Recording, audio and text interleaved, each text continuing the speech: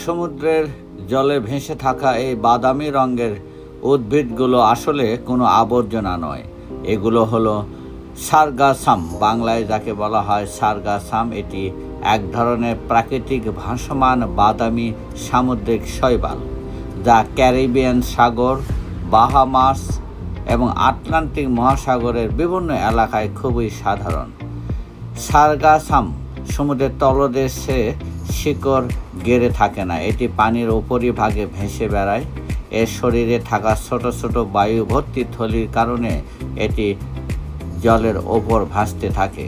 সমুদ্রের স্রোত, ঢেউ এবং বাতাসের সঙ্গে ভেসে এটি অনেক দূরে পথ অতিক্রম করতে পারে।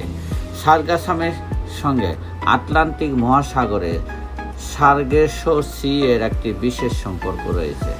তবে বর্তমানে পশ্চিম আটলান্টিক, ক্যারিবিয়ান, বাহামাস, মেক্সিকো এবং ফ্লোরিডার উপকূলের কাছাকাছি এলাকাতেও এটি প্রচুর দেখা যায়। এই ভাসমান শৈবাল শুধু দেখতে আকর্ষণীয় নয়, সামুদ্রিক জীববৈচিত্র্যের জন্য গুরুত্বপূর্ণ।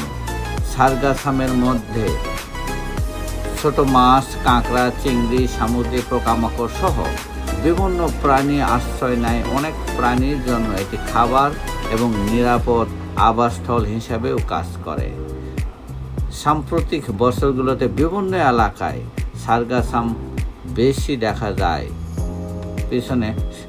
এর পিছনে সমুদ্রের তাপমাত্রার পরিবর্তন, সমুদ্রের স্রোতের পরিবর্তন এবং জলে নাইট্রোজেন ও ফসফরাসের মতো পুষ্টি উপাদান বৃদ্ধির মতো বিষয়গুলো ভূমিকা রাখতে পারে বলে বিজ্ঞানীরা মনে করেন।